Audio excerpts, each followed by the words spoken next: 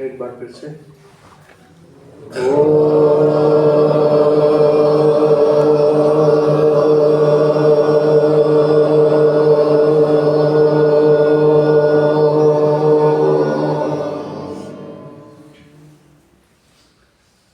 एक बार पुनः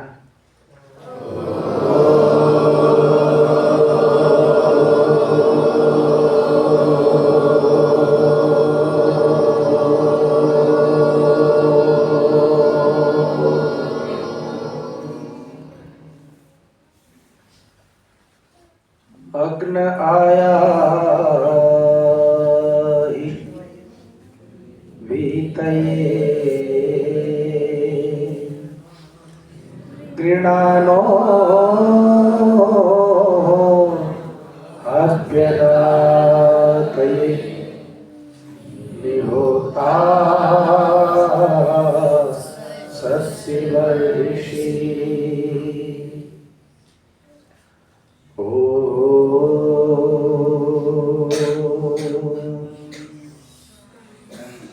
मेरी जिंदगी की नौका की पतवार है, मेरी जिंदगी की नौका की पतवार है। हे प्रभु बस तू ही अब मेरा प्यार है। तू है सच्चा सखा, सच्चा साथी मेरा। ये मेरी जिंदगी तेरा उपहार है। यूं ही जीवन गंवाने से क्या फायदा, चंदन ईंधन बनाने से क्या फायदा। जिसमें भक्ति की ज्योति जली ना कभी, जिसमें भक्ति की ज्योति जली ना कभी। जिंदगी ऐसी पाने से क्या फायदा, जिंदगी ऐसी पाने से क्या फायदा। तू तो अमृत का सागर मेरे ईश है, तेरे चरणों में झुकता मेरा शीश है। अब तो तेरी शरण में चले आए हैं। छींट करुणा के दे तू तो जगदीश है। छींट करुणा के दे तू तो जगदीश है। ओ शांति शांति शांति।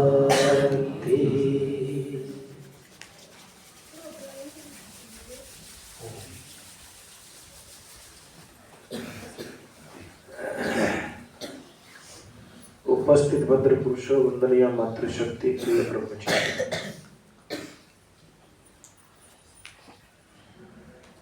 प्रातः काल की इस पवित्र वेला में अर्शमय नोएडा के साप्ताहिक सत्संग में आप सभी सब उपस्थित हैं। पहला प्रश्न उठा कि भगवान के चरण होते हैं क्या?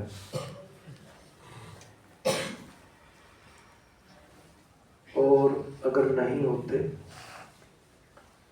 तो फिर उसके चरणों में कैसे बैठेंगे? तुलसीदास जी ने भी क्या कहा? बिनु पग चलहि सुनहि बिनु काना, बिनु कर करहि कर्म विधि नाना। कि पैर नहीं है बिना पैर के भी चलता है। आवाज आ रही है? बिना पैर के भी बोलो चलता है, और बिना कानों के भी सबकी सुन लेता है। हम लोग क्या करते हैं? दूसरे की बात सुनने के लिए दीवारों से भी कान लगा लेते हैं। भाई क्या बात हो रही है, मुझे पता चलना चाहिए, बहुत इंटरेस्ट है दूसरों के बारे में, दूसरों के विषय में। तो कहते हैं ना, दीवारों के भी कान होते हैं। तो दीवारों के कान नहीं होते। कुछ लोग ऐसे होते हैं जो दीवारों में कान सटाए खड़े होते हैं, इसलिए कहते हैं दीवारों के भी कान होते हैं। लेकिन परमात्मा के तो कान नहीं, फिर भी सबकी बोलो सुन लेता है। वो हमारी आपकी तरह छेनी हथौड़ा लेके नहीं चलाता, लेकिन फिर भी अनेक कर्मों को बोलो कर देता है।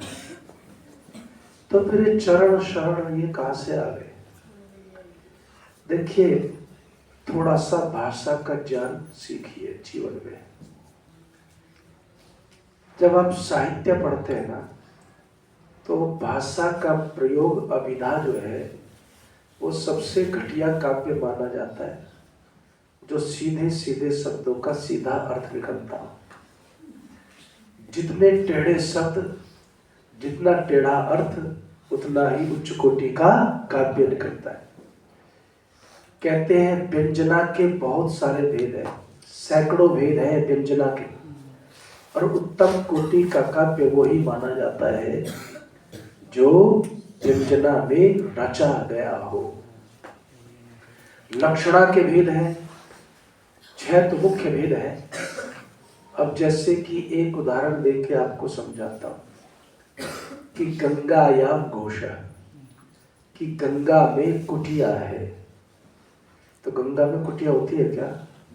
कुटिया उसका मतलब क्या निकलता है कि गंगा तटे घोषा, कि गंगा के इतने पास में है। तो आदमी क्या कहता है? गंगा में ही कुटिया है। चलो ये समझ में नहीं आएगा, दूसरा समझ लो। आप कहते हैं ओ रिक्शा। रिक्शा सुनता है क्या मनोवीर जी? सुनता है? नहीं सुनता। फिर भी क्या कहते हैं? ओ रिक्शा। ओ रिक्शा का मतलब क्या होता है? ओ रिक्शा वाले। मंचाक रोशंती है। संस्कृत में आचार्य मम्मट ने उदाहरण देकर समझाया कि मंच बोल रहे हैं। मंच बोलता है क्या? मंच बोलेगा अगर मैं चला जाऊं तो? प्रवचन सुन लो फिर मंच से। इसका मतलब मंच पर बैठे लोग बोल रहे हैं। ये जो प्रयोग है, इनका सीधा अर्थ लोगे तो सैद्धांतिक दृष्टि से आर्य समाज के 80% भजनों को आप कहोगे ये तो गलत लिखे हुए हैं। जहां पर चरण की बात आई, वहां पर उसका अर्थ ऑटोमेटिक शरण के रूप में ग्रहण कर लिया जाता है।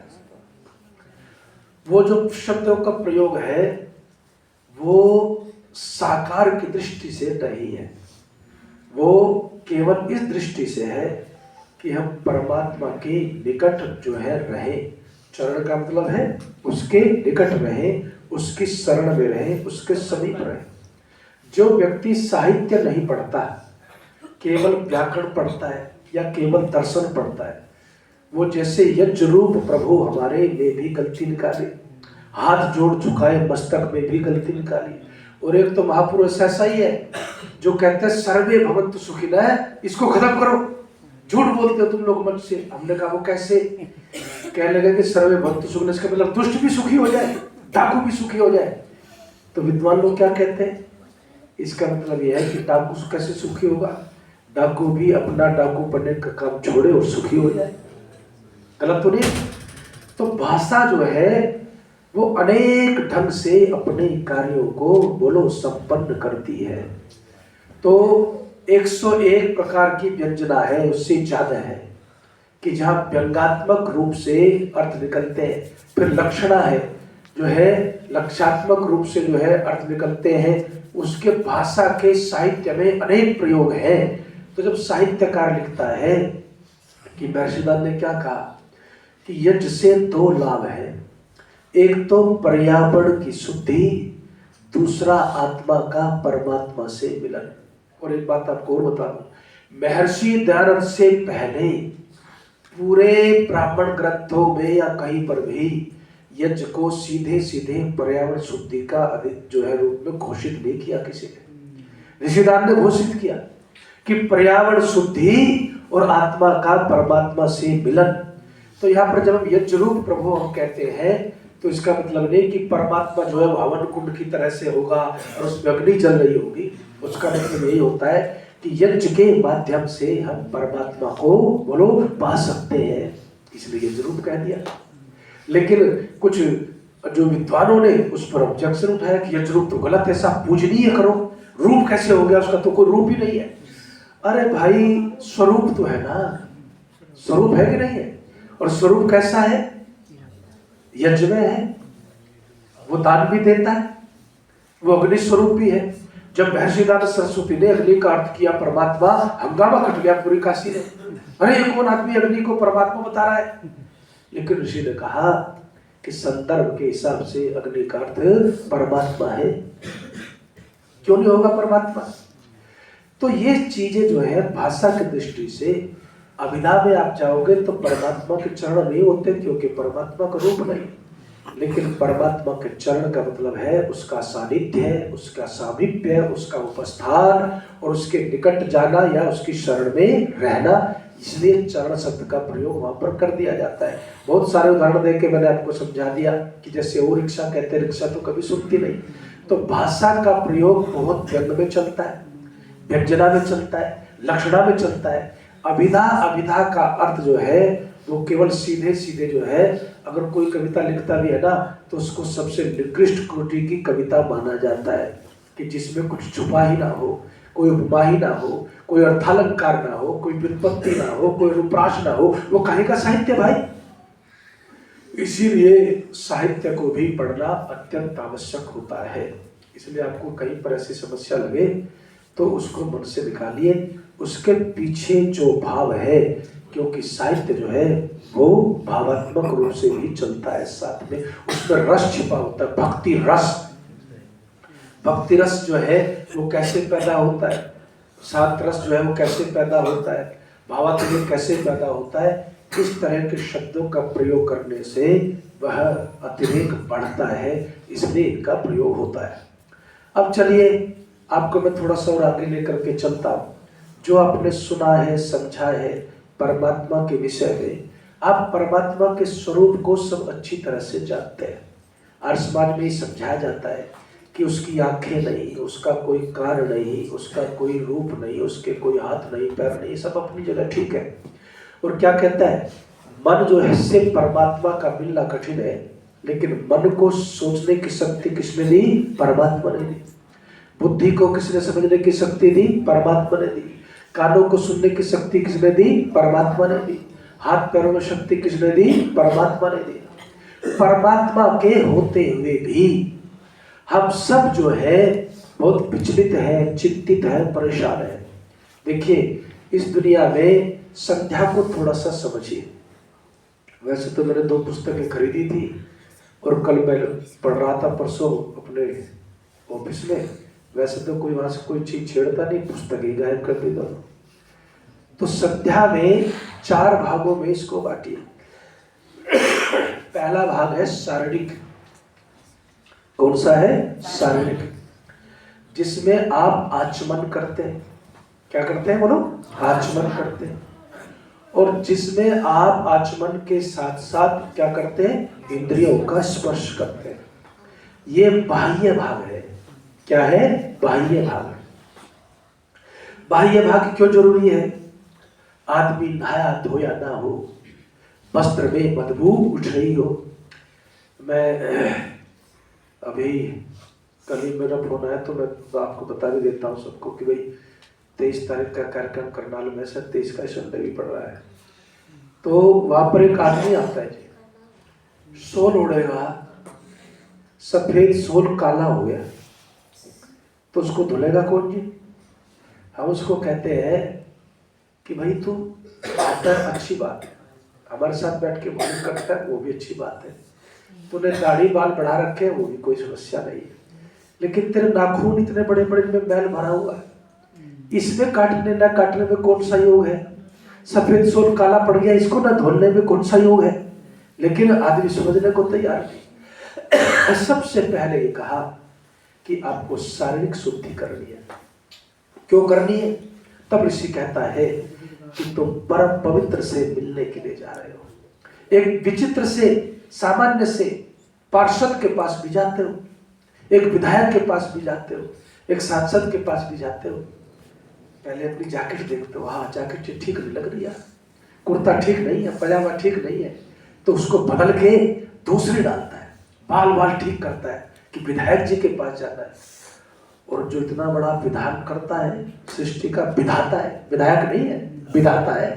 सनो बंधुर जनिता सविधाता, जो विधाता है उस विधाता के पास जाओ और गंदे होके जाओ तो फिर विधाता क्या कहेगा? इसकी एंट्री बोलो बंद करो सा, इसकी एंट्री बंद करो। तो ऋषि कहता है एंट्री के लिए ये जो शरीर दिया है ना, शरीर तो परमात्मा ने दे दिया तुम्हारे कर्मों के अनुसार, लेकिन इसको शुद्ध भी तो कर लो। क्या कर लो? बोलो शुद्ध कर लो। शुद्ध कैसे करेंगे? तो मार्जन मंत्र कहते हैं साहब। शब्द देखिए क्या चुना है, इसी से तो मार्जनी आया है। संस्कृत में झाड़ू को क्या कहते हैं? मार्जनी कहते हैं साहब। मार्जनी कहाँ से आया? मार्जन मंत्रों से तो आया। तो मार्जन का मंत्र है जैसे झाड़ू फर्श की गंदगी को, भूमि की गंदगी को शुद्ध करती है ना, ऐसे ही मार्जन मंत्रों से, स्नान से, आचमन से, अंग स्पर्श से क्या होता है? बोलो तन की शुद्धि हो जाती है साहब। है अद्भिर गात्राणी शुद्धंति, है अद्भि शुद्धंति, शुद्ध हो जाता है। कई लोग तो मैं देखता हूँ नहाने में भी इतने आलसी होते हैं कि उनको कुछ न कुछ बहाना चाहिए कि नहाने से उनका पीछा छूट जाए साहब। है तो ऐसी अवस्था में बड़ा मुश्किल है। और मेरे जैसे आदमी को क्या बीमारी है, एक दिन अगर बुखार के कारण 2-4 दिन नहाना न पड़े तो ऐसा लगता है कि नरक में सीधे चले गए साहब। अभी मुझे इन्फेक्शन हो गया गले में, रात को बुखार चढ़ा, मैं फिर चिंतित हो गया, लगा यार ये बुखार फिर आ गया, अभी तो पीछा छोड़ा था, लेकिन कह रहा हूँ एक दिन में ही इन्फेक्शन बहुत ज़्यादा था रात को, तो दवाई ली तो चला गया। तो लेकिन फिर जैसे तैसे वो दिन तो मैंने काटा, हालांकि काम पूरे दिन किया, बुखार नहीं चढ़ा तो काम पूरे दिन किया, लेकिन फिर अब मेरी एक अभ्यास पड़ा हुआ है। जैसे अगर मैं लैट्रिन गया तो फिर मैं ऐसे जैसे आम आदमी चाय पीता है, अखबार पढ़ता है, फलान करता है, मेरे से ऐसे नहीं होता। मैं सीधे ही बाथरूम जाऊंगा, लैट्रिन जाऊंगा तो फिर ब्रश करूंगा, फिर नहाऊंगा, उसके बाद ही कुछ दुनिया में होता है कार्यक्रम। तो नहाना बहुत आवश्यक है। ये प्रतीकात्मक रूप से आचमन जो है मार्जन सिखाता है कि शरीर को साफ रखिए साफ। और फिर क्या कहते हैं? फिर है आपका कौन सा मंत्र है बोलो? ओम भू ओम भुवः ओम स्वाहा ओम, प्राणायाम मंत्र। कमाल है। कहते हैं बेटा खाली शरीर मांजने से भी काम बोलो नहीं चलेगा, कुछ अंदर से भी शुद्धि कर, कुछ बाहर से भी शुद्धि कर। प्राणायाम जो है वो अंदर से भी शरीर को शुद्ध करता है, याद रखना। जल बाहर से शरीर को शुद्ध करता है और प्राणायाम अंदर से शरीर को शुद्ध करता है, बल्कि इंद्रियों को भी शुद्ध करता है। क्या करता है? इंद्रियों को भी शुद्ध करता है। हमारी जो इंद्रिया ना, तो क्या कहते हैं महर्षि पतंजलि? बेटा कौन खुसुर फुसुर कर रहा है? कहते हैं कि प्राणायाम से इंद्रियों की जो अशुद्धि है वो समाप्त हो जाती है, इंद्रियों की जो गंदगी है वो समाप्त हो जाती है। तो प्राणायाम जो है वो आपके अंदर जो इंद्रियां हैं, जो अंदर से आपका सिस्टम है, उसको भी शुद्ध करता है। और सृष्टि प्रक्रिया में आप ढूंढिए पतंजलि का कोई लाइन पे अगर आपको मिल जाए तो ये जो ओम भू ओम भुवः ओम स्वाहा ओम वः, ये 7 जो चीजें हैं, इनको जो आधुनिक वैज्ञानिकों ने जो 7 चीजें बताई है सृष्टि प्रक्रिया में, इनको उनके साथ जोड़ करके सृष्टि प्रक्रिया को बहुत गहराई से समझाया। मुझे कैसे पता चला कि मैं किसी कार्यक्रम में गया हुआ था, वहां पर कार्यक्रम में उन्होंने उसका शो किया और उसको दिखाया कंप्यूटर पे, उस पर सबको दिखाया। तो ये जो चीजें हैं, ये चीजें बहुत कमाल की है। फिर आगे क्या कर दिया जी, कहते हैं कि फिर अघमर्षण मंत्र, क्या हुआ बोलो, अघमर्षण मंत्र, कि आपकी शुद्धि तब तक न होगी जब तक आपका मन पापों में बोलो लिपटा रहेगा। इसलिए अघमर्षण का मंत्र क्या होता है कि पापों से हमारी बोलो निवृत्ति होनी चाहिए, पापों से निवृत्ति होनी चाहिए। जितना आप परमात्मा के समीप रहते हैं, सानिध्य में रहते हैं, उतना ही आप अघमर्षण भी, ये भी शुद्धि का ही क्रम चल रहा है सारा। पहले मार्जन मंत्र हुआ, फिर प्राणायाम हुआ, अब अघमर्षण हो गया। इसको सृष्टि प्रक्रिया में भी जोड़ा जाता है। ऋतम च सत्यम च, जो भी मंत्र है, इनको सृष्टि प्रक्रिया के साथ भी जोड़ा जाता है। लेकिन इस समय जो दुनिया में चिंताएं हैं, वो बहुत ही दुनिया को इस समय ध्वस्त कर रही है। अहंकार के कारण से सीरिया का आप क्या हाल हो रहा है आप देख सकते हैं कि रूस बम बरसा रहा है, अमेरिका उधर से बरसा रहा है, मर्द कोई तीसरा रहा है, लड़कोई दूसरा रहा है। ये जो चीजें हैं दुनिया में, ये भयंकर रूप लेती जा रही है। लेकिन ये भयंकर रूप बाहर बाद में आता है, पहले हर इंसान के अंदर बोलो एक युद्ध चल रहा है। और वो युद्ध कैसा है, वो युद्ध है स्ट्रेस का। कई लोगों का किसी काम से कोई लेना देना नहीं, लेकिन उड़ता तीर लपक लेंगे और अपना शुरू हो जाएंगे जिंदगी को बर्बाद करने के लिए। देखो, कुछ चीजों का ध्यान रखना चाहिए। कभी कभी हम जैसे को तैसा करने में अपने स्वरूप को नष्ट कर देते हैं, क्योंकि जो जैसा है ना, आप तो वैसे हैं, क्या समझे, जो जैसा है आप वैसे नहीं है, लेकिन आप उसको वैसा करने के लिए जो है वैसे बनते हैं, तो आप अपने स्वरूप को नष्ट कर लेते हैं। बहुत समझदारी से जीवन में चलना पड़ता है, धीरे धीरे परमात्मा के सानिध्य में रह करके। सबसे बड़ी जो इस समय व्याधि है दुनिया में, वो चिंता की व्याधि है। किसकी व्याधि है बोलो, चिंता की व्याधि है। और चिंता में सबसे प्रमुख कारण है ईश्वर को न मानना या उस पर पूरी तरह से भरोसा न होना। हमारे यहाँ क्या कहा जाता है, सर्वचिंत, ध्यान से सुनिए जरा, आपके कुछ काम की चीजें और आ रही है। सर्वचिंता परित्यागो निश्चिंतो योग उच्यते, कि योग कुछ नहीं है, प्राणायाम का योग नाम योग नहीं है, आसन का नाम योग नहीं है, ये योग के साधन के रूप में है, ध्यान रखना। जैसे कि आपको दिल्ली जाना हो तो टेम्पो, बस, ऑटो, मोटरसाइकिल, रेल, जो मिल जाए उससे आप चले जाते हैं, तो ये साधन के रूप में है भाई, लेकिन ये योग नहीं है। योग तो एक ही है कि जिस दिन आप चिंता से छूट गए आप योगी हो गए। और यदि आप चिंता से न छूटे तो कितना प्राणायाम आप करते हो, कितने पद्मासन लगाते हो, फिर उससे आपको कुछ भी बोलो बदलने वाला नहीं है।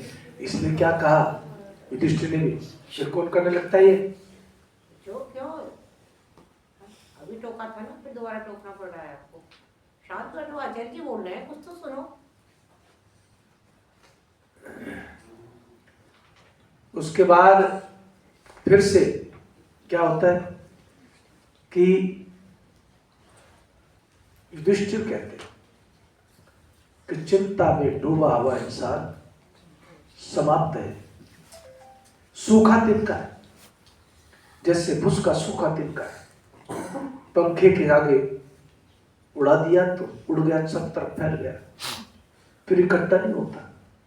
तो चिंता में डूबा हुआ इंसान ऐसे ही होता, बिखरा हुआ इंसान होता है। स्ट्रेस, तनाव, आजकल जो ब्लड प्रेशर की समस्या है, ये डॉक्टर जो है ना, ये क्या कहते हैं, तुम घी खा रहे हो इसलिए तुम्हें, अरे बोला करो एक बार, ब्लड प्रेशर हो रहा है।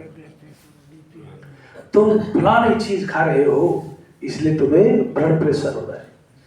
मैं ऐसे ऐसे लोग बता दूंगा जो घी से एलर्जी है, जिन्हें जो घी सूंघते ही नहीं फिर भी ब्लड प्रेशर पे है। क्यों है कि रक्तचाप जो है ना वो असल में शरीर में दिखता है, लेकिन आता कहां से है? मन से आता है। आता मन से है, चिंता से, स्ट्रेस से, तनाव से आता है। एक व्यक्ति जिस समय ब्लड प्रेशर की दवाई भी इजाद नहीं हुई थी, ब्लड प्रेशर नापा जाता था, दवाइयां इजाद नहीं हुई, वो डॉक्टर के पास गया तो डॉक्टर ने उसका ब्लड प्रेशर नापा और ब्लड प्रेशर नाप करके कहा कि भाई तुम्हारा तो 214 है, अब एक काम करो, जो थोड़े बहुत काम धाम करने हैं वो निपटा लो और अपने परिवार के साथ कुछ खा पी लो, पता नहीं कब गुब्बारा फूट जाए तुम्हारा। अब बेचारा टेंशन में हो रहा गया, चिंता क्या थी, चिंता में हो रहा गया। चिंता में गया तो घर जाकर के बात कही तो पत्नी और चिंता में, बच्चे और चिंता में, सब चिंता में। अब वो बैठा हुआ सोच रहा है यार कल को गुब्बारा फूटेगा, उसकी चिंता हो गई, आज अभी तो फूटा तो नहीं, फूटने से पहले बन गया। तो कहते हैं चिंता के त्याग में सबसे पहला फार्मूला, अब आपको मैं 20 फार्मूले बताऊंगा अगले का 2 प्रवचन में। सबसे पहला फार्मूला है कि आज की परिधि में रहिए, इसी क्षण में जिए, इसी वर्तमान में जिए, आगे के गुब्बारे की बोलो ज्यादा चिंता मत करो। तो कहते हैं कि मैंने फिर रात भर सोचता रहा, डिप्रेशन की स्थिति आ गई, तनाव आ गया, ये लगा कि पता नहीं आग लग रही है शरीर में। लेकिन फिर क्या हुआ, अगले ही क्षण मैंने सोचा कि पता नहीं है गुब्बारा 6 महीने में फूटेगा कि साल में फूटेगा, जितना है उतना तो आनंद लिया जाए। तो उस व्यक्ति ने अपना अनुभव लिखा। वो कहता है कि सुबह में उठा, नॉर्मल व्यवहार किया, जैसे मुझे कुछ नहीं, किसी को कुछ नहीं, चलो आज घूमने चलेंगे, चलो आज ये खाएंगे, चलो आज ये करेंगे, परिवार के साथ घुला मिला, उनका भी स्ट्रेस थोड़ा कम हो गया। और कहते हैं जब खुश रहने लगा और सब चिंताएं छोड़ दी तो फिर क्या परिणाम हुआ, वो मेरा रक्तचाप जो है ना वो पता नहीं कहाँ भाग गया और मैं तो जो है उसके बाद 10-20 साल तक जो है वैसे ही जीता रहा। कल क्या होगा, अब इसके बाद क्या होगा, इसकी ठेकेदारी में हर आदमी परेशान है साहब। और इसीलिए इस दुनिया के अंदर आपका जो रक्तचाप है केवल वो नहीं, आपका जो हृदय है केवल वो नहीं, आपको जो स्नायु रोग है केवल वो नहीं, पता नहीं कितने रोगों की जड़ जो है ये चिंता है। और कितने साल पहले युधिष्ठिर ने कहा दुखी कोई नहीं, बाकी सब दुख बेकार है। सबसे दुखी इंसान वो है जो चिंता में बोलो डूबा हुआ है, जो स्ट्रेस में है, जो तनाव में है, वो सबसे दुखी इंसान है, क्योंकि वो बिखर गया भाई, वो इंसान नहीं रहा, वो तो भूसा हो चुका है, जल चुका है सब। अब देखो कितने कितने बढ़िया उदाहरण हमारे शास्त्र में है। भीम जो है ना और युधिष्ठिर, भीम सब बैठे हुए थे, तो एक आदमी दान मांगने आ गया और दान मांगने आया तो युधिष्ठिर ने कहा कल आना, कल जो है तुम्हें दान मिलेगा। अब भीम ने तसला उठाया और बजाना शुरू कर दिया। बोले क्या हुआ, कैसे पागल हो गया, तसला इतनी जोर जोर से बोला सुनो सुनो, मेरा भाई भगवान है, इसको कल का पता है, कल दान देगा, आज नहीं देगा, है कि कल आना इस समय तो मैं तुम्हें दान दूंगा। अरे कल तू दान देने के लिए बचेगा नहीं बचेगा इस बात का तुझे पता है क्या, इसलिए जो करना है बोलो अभी करो। तो युधिष्ठिर ने कहा गलती हुई वाकई, अभी दान के लिए आदमी आया हुआ है, मेरे पास सामर्थ्य है, कोई ऐसा काम भी मैं नहीं कर रहा, लेकिन मैंने यूं ही उसको कह दिया कि कल आना, उसी समय खड़ा हुआ, उसी समय दान दिया। देखो एक जर्मन का व्यक्ति था, उसने क्या किया जी, पहले पता नहीं आप लोगों ने किसी ने देखी कि नहीं, इसको बंद करके मैं वैसे ही बोल दूंगा। तो पहले आवाज आ रही है जी, बहुत बढ़िया, रखपाले जी आ रही है। पहले जो गाड़ियां थी शुरू में वो हैंडल से चलती थी, ट्रैक्टर चलते, उसने क्या निर्णय लिया कि मैं चाबी बनाऊंगा, और चाबी बनाने के लिए उसने एक पार्टी की भी गाड़ी की चाबी बनेगी, एक बड़ी कंपनी में उसको जॉब मिला था और उसने घोषणा की कि मैं चाबी बनाऊंगा। लोगों ने कहा पहले तो जब भी आप कोई काम करते हैं तो विरोध करने वाले सबसे काम आसान है किसी पर आरोप लगाना या विरोध करना, सबसे कठिन काम है रचनात्मक कार्यों को करना। तो उसके ऊपर क्या हुआ, उसके ऊपर अब चाबी, जिस दिन उसने घोषणा की चाबी बनाऊंगा, उसी समय क्रिटिसाइज लोगों ने शुरू कर दिया, ये चाबी कैसे बनाएगा, ये तो हैंडल सी होगी, भला ऐसे क्यों, तो घुर्र करे तो स्टार्ट हो जाए, ऐसा नहीं हो सकता। अब उसके चक्कर में उस व्यक्ति ने नौकरी भी छूट गई, इतना उस धुन में खो गया। पत्नी कहने लगे पागल है ये आदमी, इसके साथ रहना बड़ा मुश्किल है। जमीनें बेच दी, खेत बेच दिया, पैसे कहाँ से आता, लेकिन रिसर्च में लगा रहा और लोग उसकी मजाक उड़ाने लगे। उसके यार दोस्त भी उसका साथ छोड़ने लगे, पत्नी भी कई बार खींच जाती। तो कहते हैं सिलसिला चलता रहा, 10 साल हो गए। कितने साल हो गए? 10 साल। 10 साल में असफलता एक ऐसी चीज है जो आपको सबसे ज्यादा निराश करती है, सबसे ज्यादा पीछे धकेलती है, सबसे ज्यादा जो है डिप्रेशन में ले जाती है। असफलता एक ऐसी चीज है, असफल होता, सुबह फिर जुड़ जाता, सुबह फिर जुड़ जाता। तो फिर जब एक दिन सफलता मिल गई, साहब जितने खेत बिके थे ना, सब एक ही झटके में आ गए। क्योंकि जब चाबी से गाड़ी स्टार्ट हुई तो सब कंपनियों में बोलो दौड़ लग गए कि आओ जी हमारी कंपनी में, बताओ जी कितना पैसा लोगे। और जब उसने उसको डेमो किया या उसको दिखाया, प्रदर्शन किया, भीड़ आई, तो जो लोग कटाक्ष करते थे वो क्या कर रहे थे, तालियां बजा रहे थे, आरोप लगाते थे वो तालियां बजा रहे थे। तो उस व्यक्ति से पूछा, सबने इतना माथा पच्ची हुई, इतना तो डिप्रेशन में रहा, इतना लंबा समय हुआ, तो कहते थे तो तू कैसे इस कार्य को कर पाया, कैसे तूने अपने आप को संभाला, कैसे तू जो है आगे बढ़ पाया। 10 साल का समय लग गया, संपत्ति बिक गई, धन बिक गया, बहुत स्थिति खराब हो गई, फिर भी तुम लगे रहे। उसने एक ही बात कही कि न तो मैं आगे के बारे में सोचता था, न मैं पीछे क्या हुआ उसके बारे में सोच रहा था। मैं जब भी सुबह उठता था ये सोचता था कि आज जो है ना कुछ न कुछ मुझे सफलता मिलेगी, बस मैंने आज को नहीं छोड़ा। और कहते हैं आज को नहीं छोड़ा, उसी का परिणाम है कि पीछे 10 साल क्या हुआ मुझे नहीं पता, आगे क्या होगा वो सबको दिख रहा है, लेकिन आज जो है मैं आपके बीच में अपने सही संकल्प को लेकर के बोलो खड़ा हूं। ये आज का करिश्मा होता है। तो यदि आप जीवन में तो सबसे पहला सूत्र है आज की परिधि में रहना सीखो, वर्तमान की परिधि में रहना सीखो।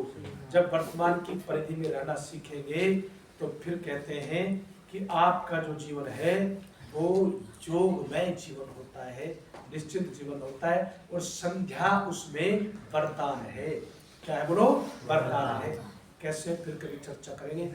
ओम द्यौः शांति अंतरिक्षं शांति पृथ्वी शांतिरापः शांतिरोषधयः शांति वनस्पतयः शांति विश्वे देवाः शांति ब्रह्मा शांति सर्वगं शांति शांतिरेव शांति शांति।